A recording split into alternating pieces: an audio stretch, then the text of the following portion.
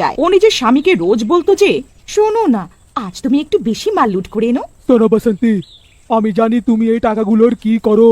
এই বেকার নেউলেকে মানুষ বানানোর চেষ্টা করেই যাচ্ছ, যেটা কোনোদিনই সম্ভব নয়। তাও এতগুলো টাকা জমা করা ছাড়া ফালতু ফালতু এইগুলোর তন্ত্রমন্ত্র করে যাচ্ছ। কি তুমি আমার ছেলেকে বেকার নেউলে বললে? তোমার লজ্জা করলো না নিজের ছেলেকে এমন খারাপ বলতে? ব্যাস, আমি হাঁপিয়ে গেছি তোমাদের এই নাটকগুলো দেখতে দেখতে।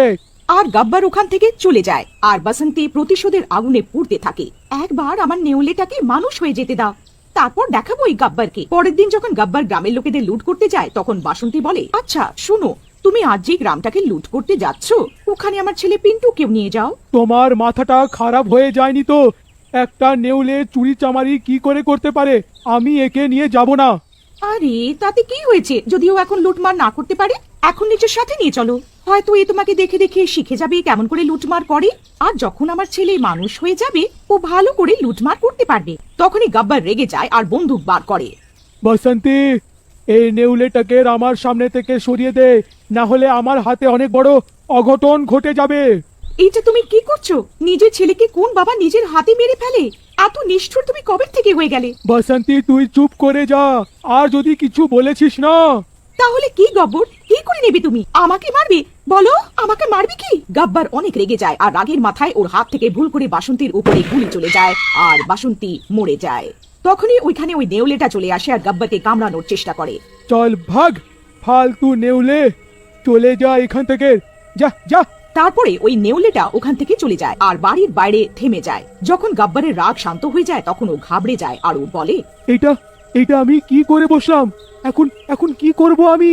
তারপর ও ভাবে কি, এখন আমি এই বসন্তী সব বাড়ির পিছনেই পুঁতে ফেলবো। তারপর ও বাসন্তীর শবটাকে নিজের বাড়ির কাছেই পুঁতে দেয়।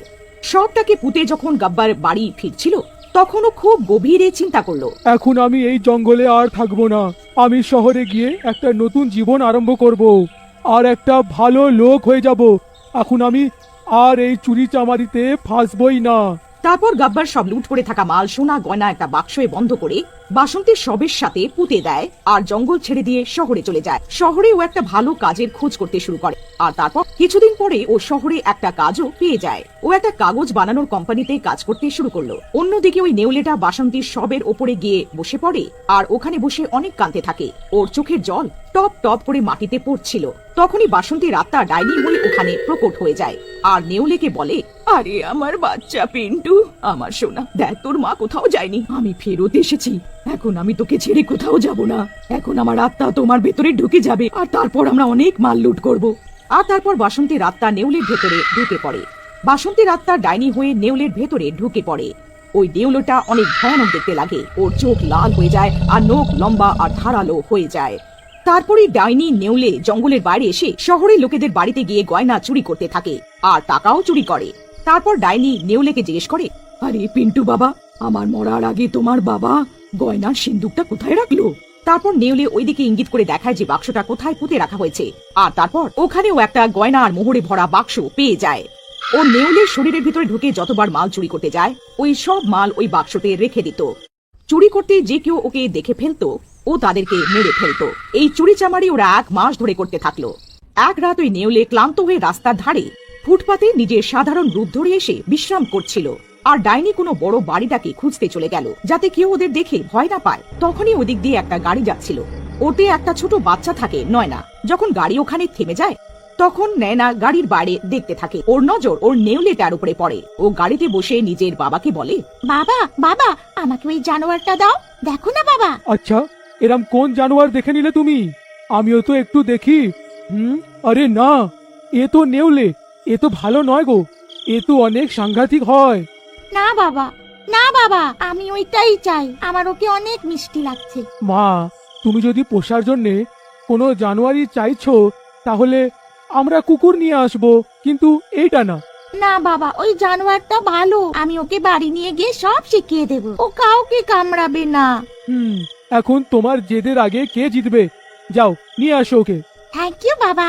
আর নয়না ওই নেউলেটাকে কোলে উঠিয়ে নিয়ে আসে। নেউলেটা সব বুঝতে পারে যে ওই মেয়েটা ওকে ওর বাড়ি নিয়ে যাচ্ছে, যেখানে আরো টাকা পাওয়া যাবে, তাই ও ওকে কামড়ায় না। আরে মা, এটা কোন জানোয়ার উঠিয়ে এনেছিস? কত বাজে দেখতে। না মা, এ কত আদুরে, আমি ওকে নিজের সাথে বাড়িতে রাখবো। আর তুমি ওকে থামালে না, ওকে মানা করতে পারলে না? আরে আমি ন্যানার জেদের সামনে গলেই গেলাম। এরম ভাবেই বাচ্চারা খারাপ হয়। এরই মধ্যে ন্যানা ওই নেউলেটাকে নিয়ে নিজের বেডরুমে চলে যায় আর ওকে আদর করে নিজের কাছে ভালোবেসে শুইয়ে দেয় আর নিজেও শুয়ে পড়ে। যখন সব ঘরের লোকেরা ঘুমিয়ে পড়ে তখন নেউলের সুযোগ দেখে নয়নার পাশ থেকে বেরিয়ে গিয়ে জানলার বাইরে লাফিয়ে বাড়ির বাইরে চলে আসে। আর বসন্তীর আত্মা হয়ে থাকা ডাইনি ওই নেউলের ভেতরে ঢুকে পড়ে আর ওরা চুরি করতে বেরিয়ে পড়ে। যেখানে নয়না ওকে নিয়ে এসেছিল ওটা একটা নতুন শহর ছিল আর ওই শহরে অনেক বড়লোক লোকেরা থাকতো। আরে বাহ, এখানে তো অনেক বড়লোক লোকেরা রয়েছে, এখানে তো অনেক সোনা পাওয়া যাবে। তারপর ওরা চুরি লুট করতে চলে যায়। সারাটা রাত 6টা বাড়িতে চুরি করার পর সকাল হওয়ার সময় হয়। তারপর ডাইনি নেউলের শরীর থেকে বেরিয়ে বাইরে চলে যায় আর ওই নেউলেটা নিজের সাধারণ রূপে এসে জানলা দিয়ে নয়নার বাড়িতে ঢুকে পড়ে আর সব চুরি করা জিনিস নয়নার বিছানার তলায় লুকিয়ে দেয়। তারপর ওই নয়নার বিছানায় এসে শুয়ে পড়ে। সকাল হওয়ার পরে যখন নয়না ঘুম থেকে ওঠে ও নেউলেটাকে ওখানে শুয়ে থাকতে দেখে। তারপরে নয়না স্নান টান করে নেউলেটাকেও স্নান করাতে নিয়ে যায়। নেউলেকে চান করানোর পরে সে সারা দিন ওর সাথেই খেলতে থাকে। তারপর রাতে নেউলেটাকে নিজের সাথে রেখে নিজে শুয়ে পড়ে। সুযোগ বুঝে নেউলেটা আবার জানলা দিয়ে বেরিয়ে বাইরে চলে আসে আর ডাইনি ওর ভিতরে ঢুকে পড়ে। তারপর ওরা চুরি করতে চলে যায় আর এখানেও ওদের যদি কেউ দেখে নিত তো ওদেরকে নিরীহভাবে মেরে দিত। এই সব 10 দিন পর্যন্ত চলল। রোজ কোনো না কোনো মৃত্যুর খবর শহরে ছড়াতে লাগলো। একবার গব্বর এই শহরে আসে নিজের বন্ধুদের সাথে দেখা করতে। সেই দিন রাতে গব্বর নিজের সব বন্ধুদের সাথে ঘুরতে বেরোয়। গব্বর আর ওর বন্ধুরা যখন একটা রাস্তায় ঘুরছিল ওখানে একটা ভয়ানক দেখতে নেউলে নিজের মুখে হীরের হাড় নিয়ে পালিয়ে যাচ্ছিল। সব বন্ধুরা ভয় পেয়ে যায়। গব্বরও অনেক ভয় পেয়ে যায় যে এই ভয়ানক দেখতে নেউলাটা এলো কোথা থেকে। তখনই পেছন থেকে কোনো একটা লোকের চেঁচানোর আওয়াজ আসে। তারপর গব্বর আর ওর সব বন্ধুরা ওই বাড়িতে যায় যেখান থেকে চিৎকারের আওয়াজ এসেছিল। যখন ওই সব বন্ধুরা ওখানে পৌঁছায় তো আশ্চর্য হয়ে যায়। ওখানে একটা মহিলার হত্যা হচ্ছিল আর একটা লোক ওই মৃতদেহর পাশে বসে কাঁদছিল। আর ওখানে শহরের কিছু লোকেরাও ওকে দেখতে এসেছিল। হে ভগবান, এইটা কি হয়ে গেল? কত নিরীহ ভাবে এনার খুন করা হয়েছে। দেখ ভাই, এনার ঘাগুলো দেখে তো এরকম মনে হচ্ছে যেন কোনো জঙ্গলি জানোয়ার এনাকে মেরেছে। হ্যাঁ ভাই, দেখে তো এরকমই মনে হচ্ছে। তারপর মৃতদেহর পাশে বসে থাকা লোকটাকে গব্বর জিজ্ঞেস করলো, আচ্ছা, আপনি এনার কে হন? আর আপনি কিছু কি দেখেছেন যাতে এটা জানা যাবে যে এনাকে কে মেরেছে?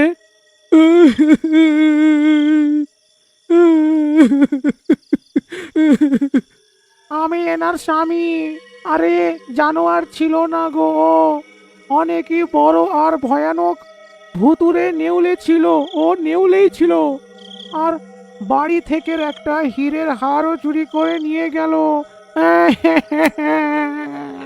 হ্যাঁ ভাইপো, শহরে এরকম ঘটনা আরো হয়ে যাচ্ছে। আর সবাই বলে যে কেউই মরে থাকা পাওয়া যায় তার বাড়ি থেকে সব গয়না চুরি হয়ে যায় আর তারপরে এরম বাড়ির লোক মরে থাকতে পাওয়া যায়। এরম মনে হয় জানোয়ারই মেরেছে। গব্বর এই কথা শুনে আশ্চর্য হয়ে গেল আর সাথে সাথে ওই বাড়ি থেকে বেরিয়ে নেউলেটাকে খুঁজতে থাকলো। ওর পেছন পেছন ওর বন্ধুরা আর শহরের কিছু লোকেরাও খুঁজতে বেরোলো। হোক না হোক, এই সেই নেউলেটাই যার কথা আমি ভাবছি। গব্বর খুঁজতে খুঁজতে নয়নার বাড়ির কাছে এসে পড়ে আর ওখানে ও নেউলের ভেতর থেকে বাসন্তী ডাইনিকে বেরিয়ে একটা সাধারণ রূপে আসতে দেখে ফেলে। আর তারপর ওই নেউলেটা ঘরের ভেতরে জানলা দিয়ে ঢুকে পড়ে। গব্বর সবকিছু বুঝে যায়। আপনারা সবাই মন দিয়ে শুনুন, আমি সব বুঝে গেছি যে আসল ব্যাপারটা কি। ব্যাস, আপনারা সকালে এই জায়গাতেই দেখা করে নেবেন। পরের দিন সকালে যখন গব্বর আর ওর বন্ধুরা সব শহরের লোকেরা এসে যায় তখন গব্বর নয়নার বাড়িতে সবাইকে নিয়ে যায়। ও নয়নার বাড়ির দরজা ধাক্কায় আর নয়নার মা দরজা খুলতে চলে আসে। নয়নার মায়ের পেছনে থাকা নয়নার কোলে ওই নেউলেটাকে গব্বর দেখে আর ওই নেউলেটাকে চিনে ফেলে। সাবধান, আপনার বাড়িতে একটা ভয়ানক ভুতুরে জানোয়ার আছে। ওকে শিগগিরই বাড়ি থেকে বার করুন। কি? এটা আপনি কি বলছেন? এই নেউলেটা কোনো সাধারণ নেউলে নয়। নেউলেটা যখন বুঝতে পারে যে ওর রহস্য ফাঁস হতে চলেছে তখন ওর ডাইনির দেওয়া শক্তি দিয়ে ডাইনিকে ডাকে আর ডাইনি ওখানে এসে যায় আর ওখানে থাকা সব লোকেরা খুব ভয় পেয়ে যায়। আচ্ছা, তাহলে তুমি এসে গেছো, আমাকে মেরে শান্তি পাওনি যে মরার পরও এসে গেলে?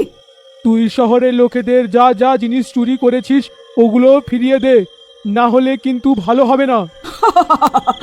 যা, কি করে নিবি তুই?